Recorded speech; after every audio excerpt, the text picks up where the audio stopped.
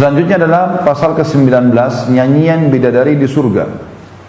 Jadi mereka melantunkan lagu. Sebagian ulama mengatakan seorang istri yang Allah karunia suara yang indah, termasuk bagian yang baik kalau dia bernyanyi buat suaminya, tapi tanpa alat musik. Melantunkan kalimat-kalimat yang santun, yang baik, ya. Atau mungkin dia membacakan ayat Al-Quran sehingga terdengar suaranya yang indah bagi suaminya. Ini bagian daripada ciri khasnya bidadari di surga. Disebutkan riwayat pertama dalam masalah ini adalah hadis Tabarani dengan sanad hasan, sebagaimana dinyatakan oleh Al-Iraqi dalam Takhrijul Ihya nomor 3011. Ibnu Umar radhiyallahu anhu menceritakan sabda Rasulullah SAW, istri-istri di surga akan bernyanyi untuk suami mereka dengan suara yang paling merdu yang belum pernah didengar seorang pun. Di antara nyanyian mereka, tentu banyak kalimatnya, tapi ini di antaranya yang Nabi SAW nukil kepada kita. Kami wanita yang baik lagi jelita, ya.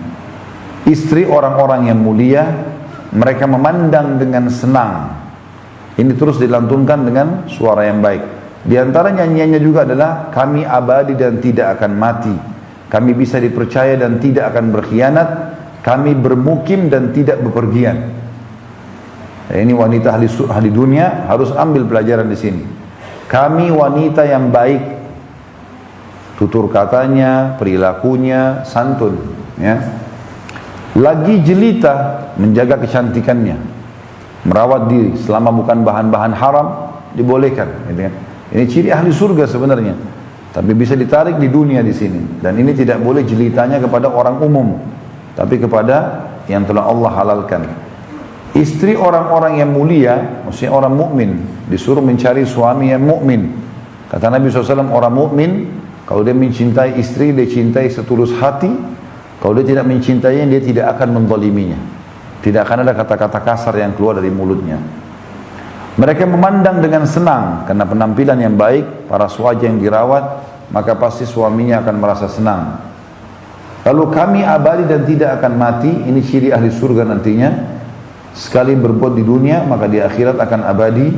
Kami bisa dipercaya, tidak ada pengkhianatan dan tak akan ada khianat. Kami bermukim dan tidak bepergian, ya, artinya selalu ada standby menunggu suaminya di istana yang sudah Allah siapkan.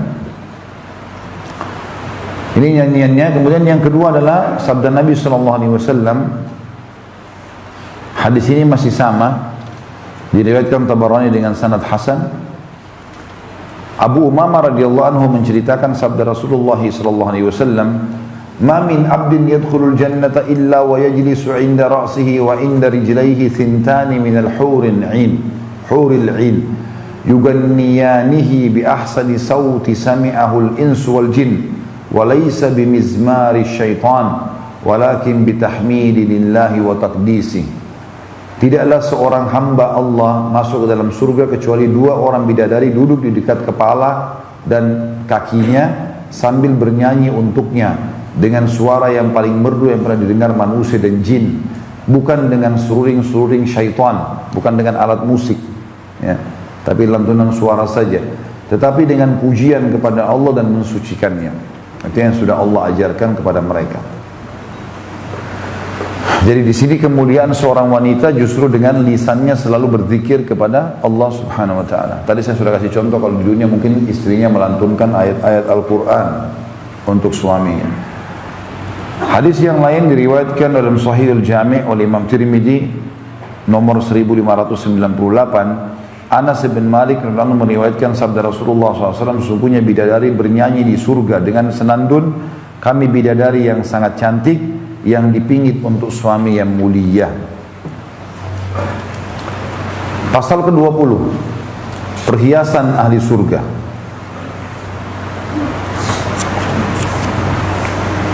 Ahli surga akan diberikan perhiasan, pakaian yang indah, perhiasan, gelang, ya, mahkota. Ini semua akan diberikan. Sebagaimana Allah menjelaskan, laki-laki dan perempuan akan menggunakan gelang kalau di surga, ya. Dan ini tentu di dunia bagi laki-laki dihindari, karena Nabi SAW tidak menggunakannya dan juga tidak memerintahkan para sahabat, maka seseorang harus lebih baik menjauhinya. Dalilnya surah Al-Hajj ayat 23. Allah Subhanahu wa taala berfirman, A'udzu billahi minasy syaithanir rajim. Yuhallawna fiha min asawira min dhahabin wa lu'lu'a wa libasuhum fiha harir. Di surga itu mereka diberi perhiasan dengan gelang-gelang dari emas dan mutiara, dan pakaian mereka adalah sutra. Tentu kita tidak bisa sekali lagi membayangkan ini seperti di dunia. Ini perhiasan surga sudah berbeda, perhiasan yang sangat indah, dan juga sudah disiapkan langsung oleh Sang Pencipta Allah Subhanahu wa ta'ala. Selanjutnya, surah Al-Insan. Ini seperti biasa tidak ditulis Al-Qur'annya. Kita coba lihat di dalam mushafnya.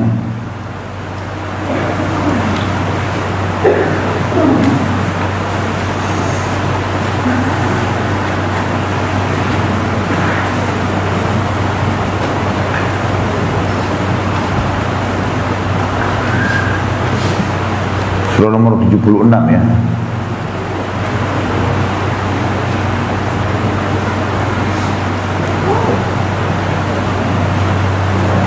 Ayat 21.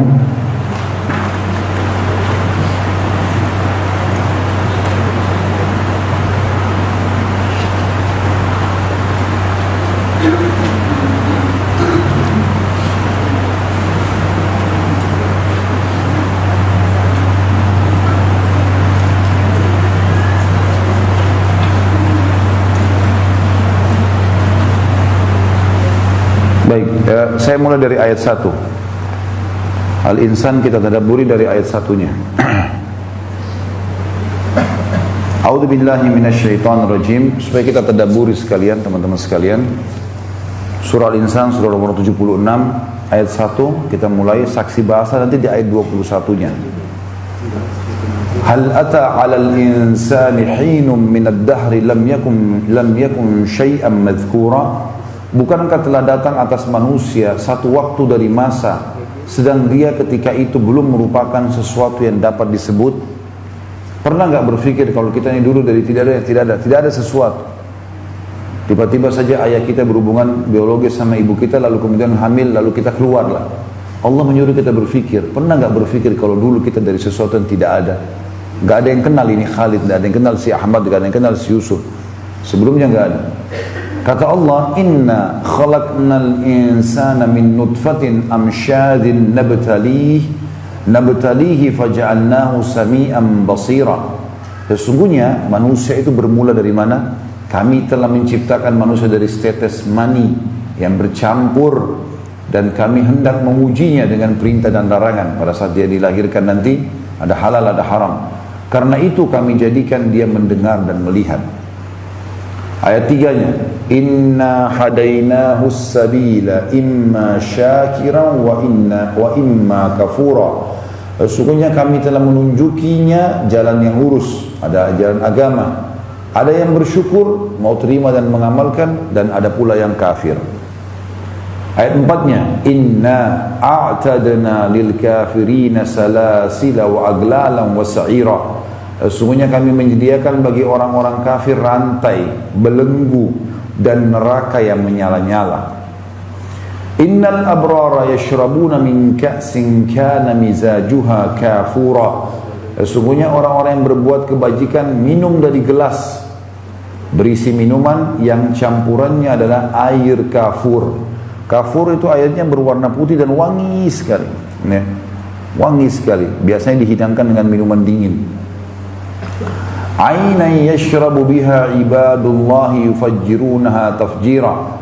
Mata air dari surga yang darinya hamba-hamba Allah minum, yang mereka dapat mengalirkannya dengan sebaik-baiknya.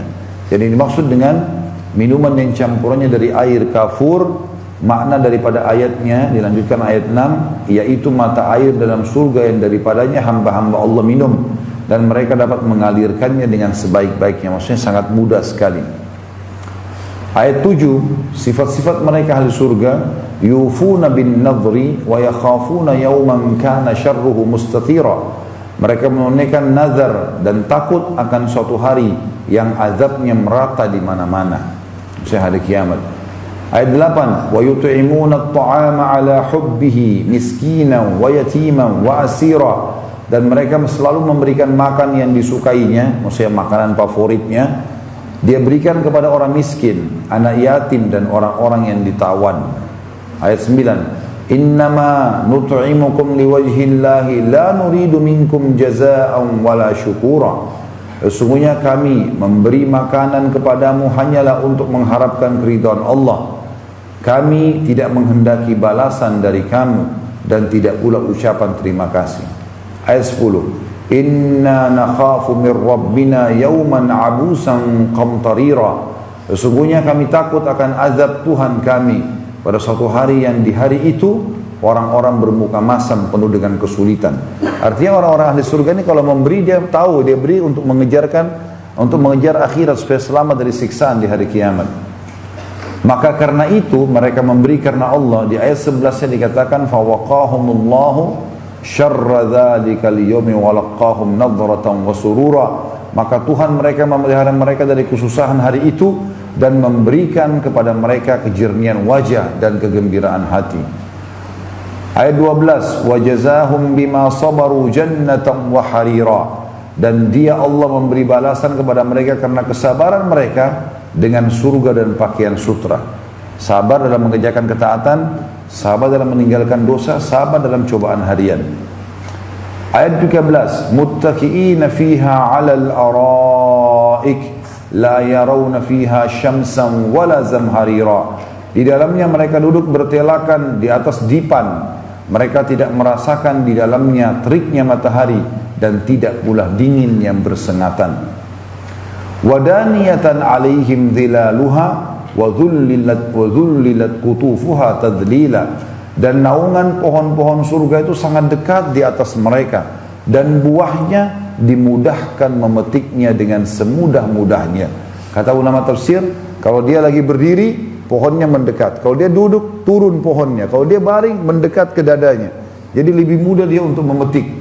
Pohon dari mana begini kita bisa dapat di dunia ini? Ayat 15, dan ini firman Allah, wa yutafu alaihim bi aniyatin min fiddatin wa aqwabin kanat qawarira, dan diedarkan kepada mereka bejana-bejana dari perak dan piala-piala yang bening laksana kaca, jadi untuk minum gitu kan. Ayat 16, qawarira min fiddatin qaddaruha taqdira, yaitu kaca-kaca yang terbuat dari perak yang telah diukur mereka ya, dengan sebaik-baiknya. Maksudnya sudah diukur takarannya, pegangan tangannya. Jadi bukan berarti piala lalu kemudian dia tidak bisa pegang. Memang ukuran surga. Ayat 17, wa yusqawna fiha ka'san kana mizajuha zanjabila, dan di dalam surga mereka diberi minuman segelas minuman yang campurannya adalah jahe, dan ini menandakan minuman yang sehat ya, karena ini minuman surga. Ayat 18, ainam fiha tusamma salsabila, dan di dalam surga juga terdapat air mata yang bernama salsabila. Dan ini ayat 19 menjelaskan masalah bidadara ya, laki-laki, pelayan laki-laki. Wa yutafu alaihim wildanun mukhalladuna idza ra'aitahum hasibtahum lu'lu'an mansura, dan mereka dikelilingi oleh pelayan-pelayan muda yang tetap muda, laki-laki. Apabila kalian melihat mereka, kalian mengira mereka adalah mutiara yang bertaburan karena indahnya gitu, tampannya, bersihnya bajunya. Dan ini sudah pernah kita sebutkan kalau nggak salah ya, pelayan ahli surga yang minimal ada berapa? 10.000 orang. Minimal pelayan yang paling rendah di surga, ahli surga 10.000 pelayan. Setiap pelayan bawa 2 nampan. Jadi ada 20.000 nampan. Ahli surga akan makan dari awal nampan sampai akhir nampan, tidak ada kenyangnya. Dia rasakan kenikmatan dari awal sampai akhir sama. Ayat 20, wa idza ra'aita thamma ra'aita na'iman wa mulkan kabira. Apabila kalian melihat di sana di surga, niscaya kalian akan melihat berbagai macam kenikmatan dan kerajaan yang besar. Ayat 21, ini saksi bahasan kita. Aliyahum thiyabu sundusin khudrun wa istabraqa wa hullu asawira min fiddatin wa saqahum rabbuhum syaraban tahura. Mereka memakai pakaian sutra halus yang hijau dan sutra tebal dan dipakaikan kepada mereka gelang yang terbuat dari perak, dan Tuhan mereka memberikan kepada mereka minuman yang bersih. Ini saksi bahasan kita adanya pemberian oleh Allah Subhanahu wa taala tentang ya perhiasan di surga. Jadi ada gelang dari emas. Oh, di sini ayat 22 ya. Maaf, 21 betul. Ya. Baik, ayat 22-nya kita tutup dengan ini, inna hadza kana lakum jazaa'an wa kana sa'yukum mashkura. Semua ini kalian dapat karena balasan untuk kalian dari usaha kalian adalah dibalas atau disyukuri, ya, atau akan dibalas sesuai dengan perbuatan kalian. Kemudian kita masuk ke hadis Nabi SAW yang menjelaskan masalah perhiasan ahli surga.